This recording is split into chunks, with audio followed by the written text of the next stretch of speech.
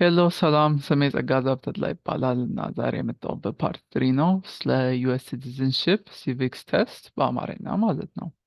ዛሬ የምናወራው ሴክሽን በአሜሪካን ገቨርንመንት ውስጥ ያለ ነው እና ራይትስ ኤንድ ሪስፖንሲቢሊቲስ ይባላል።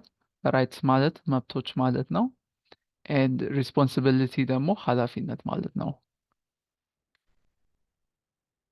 እና 48ኛ ጥያቄ there are four amendments to the constitution about who can vote. Describe one of them. ቮት ማድረግ ለሚችል ሰው በኮንስቲቱሽን ውስጥ አራት አሜንድመንቶች አሉ ነው። ከነሱ አንዱን ጥቀሱ ነው የሚለው ማለት ነው። አንደኛው ሲቲዝን 18 and older can vote 18 በላይ ከሆንሽ ቮት ማድረግ ወይ ከሆናችሁ ቮት ማድረግ ትችላላችሁ። You don't have to pay a poll tax to vote.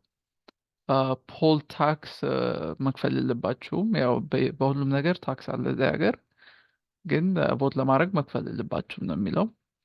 ኤኒ ሲቲዝን ካን ቮት፣ ወንድም ሴትም፣ ውመን ኤንድ ሜን ካን ቮት። ሶ ኤኒ ሲቲዝን ካን ቮት፣ ሲቲዝን እስከሆናችሁ ድረስ ቮት ማድረግ ትችላላችሁ። a male citizen of any race can vote. a male citizen of any race can vote. ይሄ ከላይናው ጋር it's almost the same እና ልድገምላችሁ። There are four amendments to the Constitution about who can vote. Describe one of them. Citizens 18 and older can vote. ከ18 በላይ. You don't have to pay a poll tax to vote. Any citizen can vote. ወንድም ሴትም. A male citizen of any race can vote. ከነዚህ ውስጥ አንዱን ብቻ ጥቀሱ። There are four amendments to the Constitution about who can vote. ማ ቮት ማድረግ ይችላል የሚል ማለት ነው። And citizens 18 and older ካላችሁ በቂ ነው። ወይም any citizen can vote. citizens ከሆናችሁ ድረስ ማንኛውም ሰው ቮት ማድረግ ይችላል ማለት ነው። 49 እና what is one responsibility ኃላፊነት that is only for United States citizen? አሁን ዩናይትድ ስቴትስ ሲቲዝን ለሆኑ አንድ ያላቸው ኃላፊነት ምንድን ነው? serve on a jury, vote in a federal election. serve on a jury ማለት ፍርድ ቤት መቅረብ አለባቸው። አንዴ እንኳን በህይወታቸው ከተጠሩ ሂደው መቅረብ አለባቸው ማለት ነው። ይሄ ማለት አንድ ሰው ላይክ ሲያጠፋ ሂዳችሁ እንትን ጀጅ የምታደርጉት እናንተ ናችሁ። ጀሪ መሆን ማለት እናንተ ናችሁ። ላይክ ጊልቲ ነው ወይስ አይደለም የሚል መልስ የምትሰጡት ማለት ነው። እና የሚቀጥለው ቮት ኢን አ ፌደራል ኤሌክሽን። What is one responsibility that is only for United States citizens? So citizen ብቻ ከሆንሽ የምትችይው አንድ ያለሽ responsibility serve on a jury, vote in a federal election. ሃምሳኛ name one right only for United States citizens.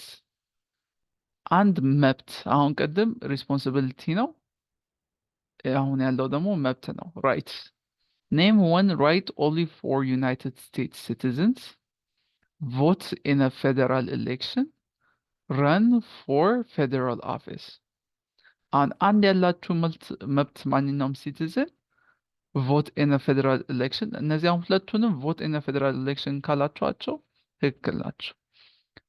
እና ሌላኛው ረን ፎር ፌደራል ኦፊስ ማለት ነው፣ ለገቨርንመንት መቀጠር ማለት ነው፣ ፖለቲክስ ውስጥ ከገባችሁ።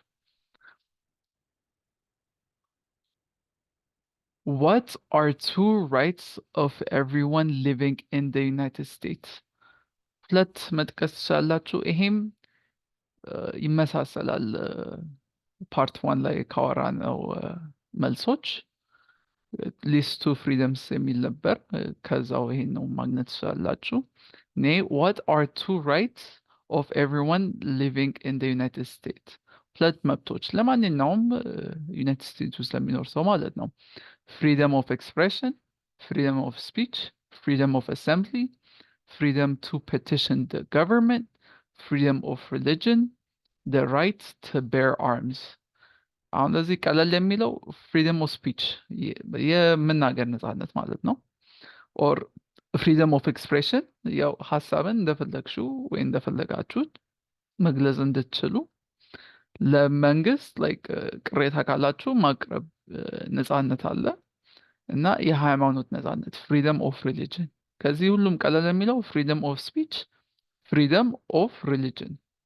ያው the right to bear arms የሚል ይባላል። ይሄ ማለት ያው ሁሉም ማንኛውም ሰው መሳሪያ የመታጠቅ መብት አለው እና the right to bear arms ይባላል። የሚቀጥለው ጥያቄ 52 what do we show loyalty to when we say the pledge of allegiance? The United States, the flag። አሁን ሁለት ነገሮች አሉ። What do we show loyalty to when we say the pledge of allegiance? The pledge of allegiance ማለት የዜግነት ክብር ማለት ነው በኢትዮጵያ። አሁን የዜግነት ክብር ሲባል በኢትዮጵያ ቢሆን ኖሮ ፈተናው ኢትዮጵያ እና የኢትዮጵያ ፍላግ ማለት ነው። አሁን የዜግነት ሲባል ፍላጉን ነው ለምታወርዱት ወደ ላይ። አሁን what do we show loyalty? ሎyalty የምናሳየው እና ለፍላጋችን እና ለሀገራችን ነው። ሶ ይሄ ከተጠየቃችሁ what do we show loyalty to when we say the pledge of allegiance? The United States. ሁለተኛ መልስ the flag። 53ኛ ጥያቄ what is one promise you make when you become a United States citizen? One promise you make። አሁን ከዚህ አንድ ጥቀስ ነው የሚሉት። what is one promise you make? አሁን የሲቲዝንሺፕ ፈተና ስትወስዱ ካለፋችሁና ከጨረሳችሁ በኋላ one promise ታደርጋላችሁ።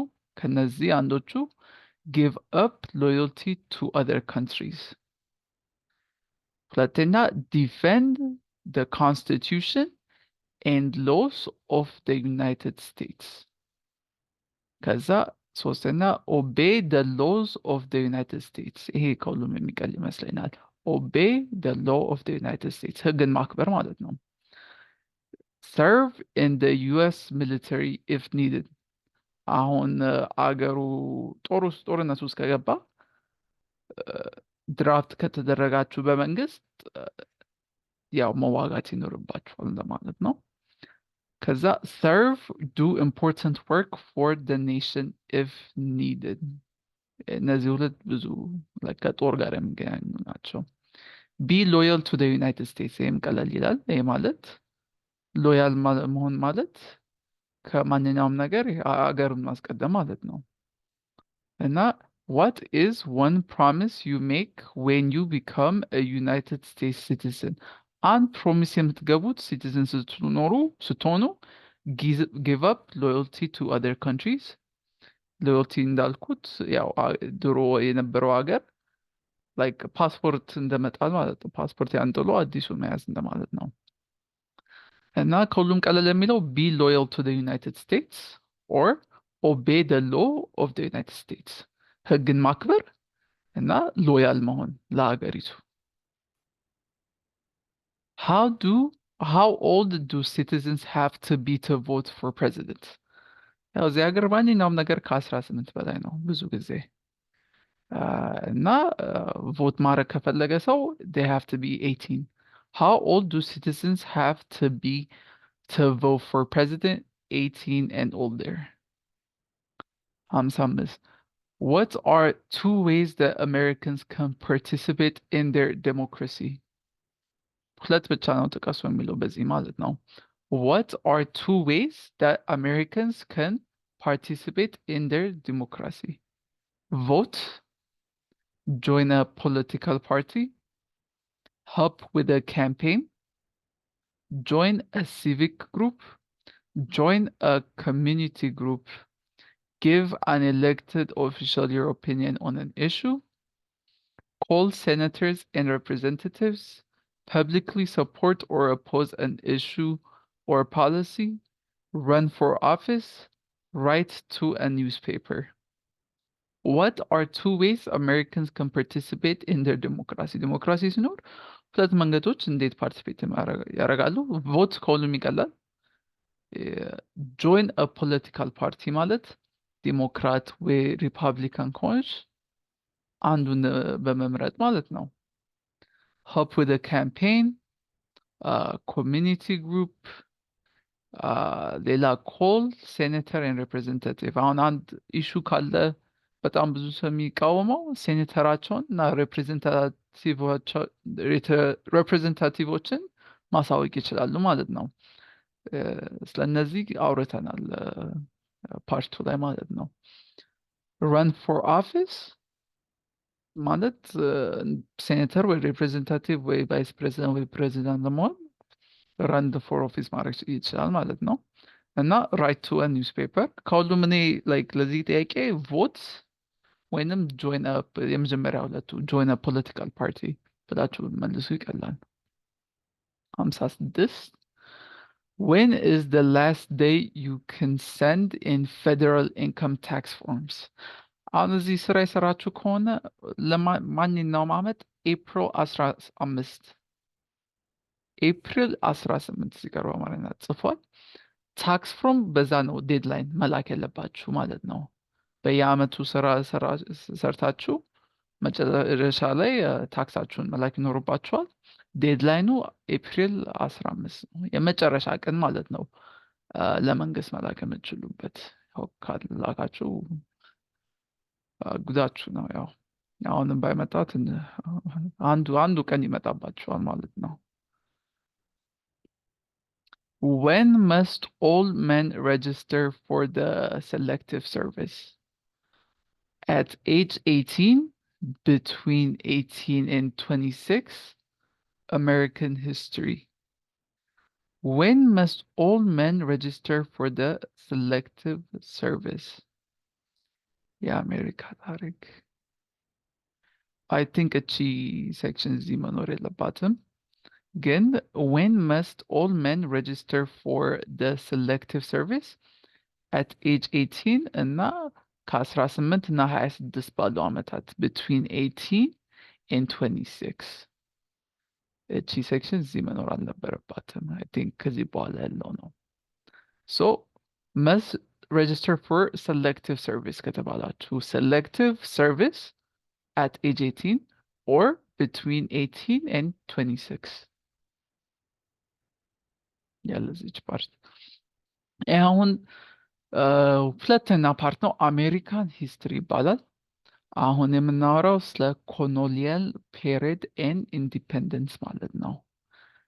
አገሩ ያው በኢንግላንድ የተያዘ ጊዜና ኢንዲፔንደንሱን እንዴት አገኘ ማለት ነው። የቅኝ ግዛት ዘመን እና ነጻነት የሚባል ሴክሽን። What is one reason colonies came to America? Freedom, political liberty, religious freedom, economic opportunity, practice their religion, escape persecution. What is one reason colonies came to Africa? ቅኝ ግዛቶች የመጡበት አንድ ምክንያት ምንድን ነው? ወደ አሜሪካ ያው ወደ አሜሪካ ለመጣ ሰው ነው። ፍሪደም ከፈለጉ የፖለቲካል ነጻነት፣ ሊበርቲ ማለት ነጻነት ነው። የፖለቲካል ሊበርቲ ከፈለጉ ሪሊጂየስ ፍሪደም፣ ኢኮኖሚክ ኦፖርቹኒቲ ያው እዚህ ሀገር በኢኮኖሚ አንደኛ ነው ማለት ትችላላችሁ። ማንኛውም ሰው የሚመጣው የተሻለ ኦፖርቹኒቲ ስለሚኖር ነው። ፕራክቲስ ደ ሪሊጅን የሪሊጅን ነጻነት፣ ኤንድ ኤስኬፕ ፐርሴኪዩሽን ስደትን ማምለጥ ማለት ነው። ሶ ዋት ኢዝ ዋን ሪዝን ኮሎኒስ ኬም ቱ አሜሪካ? ዋን አንድ ጥቀሱ። ፍሪደም ብላችሁ በቃ አለፋችሁ። Who lived in America before Europeans arrived? Who lived in America before Europeans arrived? Europeans ማለት እንግላንድ እና የአውሮፓ ውስጥ ያሉ ሀገሮች። American Indians, Native Americans. American Indians, Native Americans. ማናቸው አሜሪካ የሚኖሩት ዩሮፕ ከመምጣታቸው በፊት? Who lived in America before the Europeans arrived? American Indians and Native Americans? What group of people was taken to America and sold as slaves? Africans, people from Africa. የትኛው የሰዎች ቡድን ወደ አሜሪካ ተወስደው እና እንደ ባሪያ ይሸጣል? አፍሪካውያን፣ ከአፍሪካ የመጡ ሰዎች። ያው ለዚህ መልስ አፍሪካን ብትሉ በቂ ይመስላል። አፍሪካን ወይ people from Africa. What group of people was taken to America and sold as slaves? Why did the colonists fight the British? Why did the colonists fight the British? Colonists ማለት እዚህ የመጡት ማለት ነው። ያው ቀደም እንዳልነው ፍሪደም ፈልገው ወይ freedom of religion ፈልገው. Why did the colonists fight the British? Because of high taxes, taxation without representation, because the British army stayed in their houses, boarding, quartering, because they didn't have self-government. So ኮሎኒስቶቹ ከመጡ በኋላ ስቲል በብሪቲሽ ነበር የሚቆጣጠሩትና ብሪቲሽ ለመጡት ለዩናይትድ ስቴትስ በጣም ታክሱ ሃይ ነበር። ሃይም ሆኖ ሃይ የሆነበት ሪዝን ምንም አልነበረም ማለት ነው። ለያነው ደግሞ because the British army stayed in their houses. አርሚው ቤታቸው ሁሌ እንደመጡ ከብሪቲሽ ቤታቸው ውስጥ ነው ቁጭ የሚሉት ወይ ዝም ብሎ ጊዜያቸውን የሚያሳልፉት ያው እዛው የሰው እዛ የሚኖርበት ቤት ማለት ነው። because they didn't have self-government. because they didn't have self-government. የራሳቸው መንግስት አለመኖራቸው ነው።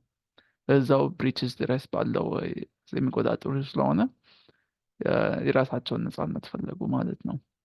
እቺ ትንሽ ከበድ ልትል ትችላለች፣ ግን ልትገመው። why did the colonists fight the British? Because of high taxes. Because the British army stayed in their houses. Because they didn't have self-government. የራሳቸው መንግስት አልነበራቸውም። high taxes እና የብሪቲሽ አርሚ ቤታቸው ስለቆዩ ማለት ነው። 62ኛ Who wrote the Declaration of Independence? Thomas Jefferson. ይሄ ማወቅ ይኖርባቸዋል። Who wrote the Declaration of Independence? እቺ ሀገር ነፃ ናት የሚል የጻፈው ቶማስ ጄፈርሰን ይባላል። When was the Declaration of Independence adopted? Declaration of Independence ቶማስ ጄፈርሰን የጻፈው መች ነው የተፈጸመው ማለት ነው? July 4 1776 ሐምሌ ከማለት ያው ጁላይ 4 1776 1776. When was the Declaration of Independence adopted? July 4th, 1776. There were 13 original states, name 3. 13 አሁን አሜሪካ ያው ዲክላሬሽን ኦፍ ኢንዲፔንደንሱን ፈጽሞ 13 ስቴቶች ብቻ ናቸው የነበሩት። አሁን ያለው ያው 50 ይሆን ከዛ በላይ ብቻ ያ ጊዜ 13 ነበሩ። 3 ጥቀሱ ነው የሚለው። ከዚህ ቀለል ያለውን ያው ጥቀሱ የምታውቁት ሜሪላንድ፣ ኒውዮርክ፣ ኒው ጀርዚ፣ ሮድ አይላንድ፣ ኒው ሃምፕሻየር፣ ማሳቹሴትስ፣ ሮድ አይላንድ፣ ኮኔቲከት፣ ኒው ጀርዚ፣ ቨርጂኒያ፣ ኖርት ካሮላይና፣ ሳውት ካሮላይና፣ ጆርጂያ። ከነዚህ አንዱን መጥቀስ ነው፣ ብዙም ከበድ የሚል አይደለም። ያው እነዚህ ሞስትሊ ወደ ኢስት ያሉት ናቸው። 65 What happened at the Constitutional Convention? በሕገ መንግስቱ ላይ ምን ሆነ? Convention. What happened at the Constitutional Convention? The Constitution was written. Constitution ማለት Supreme Law of the land. The founding fathers wrote the Constitution. ያው ከነዚህ አይ ቲንክ አንዱን ማለት ትችላላችሁ። what happened at the constitutional convention? ኮንቨንሽን ማለት እንደ ስብስብ ማለት ነው። what happened at the constitutional convention? ኮንስቲቱሽኑ ተጻፈ። the constitution was written. the founding fathers wrote the constitution. founding fatheroች ኮንስቲቱሽኑን ጻፉ። when was the constitution written? መች ነው ኮንስቲቱሽኑ የተጻፈው? 1787 እነዚህ ማስታወስ ነው። 1787 when was the declaration of independence ከተባላችሁ አስታውሱ፣ ይለያል። ጁላይ 4 ጁላይ 4 እንኳን በዓል ነው። አይ ቲንክ ስራ የለም ትምህርትም የለም ለሰዎች። ብቻ ጁላይ 4 1776 for declaration of independence። በዚህ ደግሞ ኮንስቲቱሽኑ የተጻፈው written 1787 67 the Federalist Papers supported the passage of the US Constitution. Name one of the writers. The Federalist Papers supported the passage of the US Constitution. Name one of the writers. ጸሐፊ አንዱን ጸሐፊ ተናገሩ ነው የሚሉት ማለት ነው። ኮንስቲቱሽን ዩኤስ ኮንስቲቱሽንን ለፔፐር ሰፖርት ያደረጉ ወይ የጻፉ ወይ እንዲያልፍ ያደረጉ ማለት ነው። ኮንስቲቱሽኑ እንዲሆን ለማድረግ እንዲሳካ ለማድረግ አንድ ሰውን ጥቀሱ ነው የሚለው። ጥያቄውን አንዴ ልድገመው። The Federalist Papers supported the passage of the United States Constitution. Name one of the writers. James Madison. I think ሁሉም ይቀላል ነው። Alexander Hamilton. John J. Publius. I'm not sure how to spell this. ስፔሊንጉን በእርግጥ አላውቀውም፣ ግን ከነዚህ አንዱን ማለት ነው። አንዱን ስም መጥራት ነው። ልድገምላችሁ። The Federalist Papers supported the passage of the US Constitution. Name one of the writers. James Madison, Alexander Hamilton, John J. Publius. What is one thing Benjamin Franklin is famous for? ቤንጃሚን ፍራንክሊን ማለት ከዚህ በፊት አንዱ ፕሬዚዳንቱ ነው። አይ ቲንክ $100 ቢል ላይም እሱ ነው ያለው፣ የሱ ፎቶ ማለት ነው እና ስም። So what is one thing Benjamin Franklin is famous for? US ዲፕሎማት፣ የአሜሪካ ዲፕሎማት ነበረ ማለት ነው። oldest member of the constitutional convention፣ አሁን ቅድም ያልነው ኮንስቲቱሽኑ የተጻፈውለት እሱ ነበር ማለት ነው። oldest member actually እሱ ነበር ሳይሆን የሱ ሜምበር oldest member ለብዙ ጊዜ እንትን ያገለገለ ማለት ነው። oldest member of the constitutional convention። ይሄ አሁን what is one thing Benjamin Franklin is famous for? ቀለል ያለውን ብመርጡ ያው ጥሩ ነው። first postmaster general of the United States. writer of Poor Richard's Almanck. ይሄ ደብተር ነው። writer of Poor Richard's Almanck started the first free libraries. ከዚህ ከሚቀለው is what is one thing Benjamin Franklin is famous for? US diplomat started the first free library. የመጀመሪያውን ነፃ ላይብረሪ እሱን የከፈተ ማለት ነው። ይኸው ደብተርን ለማንበብ ወይ ለማጥናት started the first free library። ድሮ ይከፈል ነበር ማለት ነው። እሱ በዛ በጣም ታዋቂ ነው። Who is the father of our country? ያው በቃ አገሪቱን የፈጸመው እንደማለት ነው። ጆርጅ ዋሽንግተን። Who is the father of our country? የሀገራችን አባት ማን ነው? ጆርጅ ዋሽንግተን። አይ ቲንክ የሱ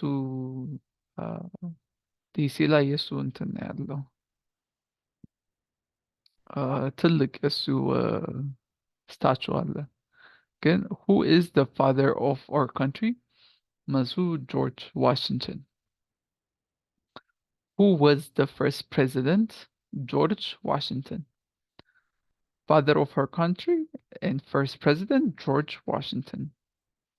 and I think ለዛሬ በፓርት 3 ጨርሰናል እና በሚቀጥለው አንድ 3-4 ቀናት ፓርት 4ን አፕሎድ አደርገዋለሁ የመጨረሻው እና ያ አመሰግናለሁ። ኮመንት ላይ ካርጉ።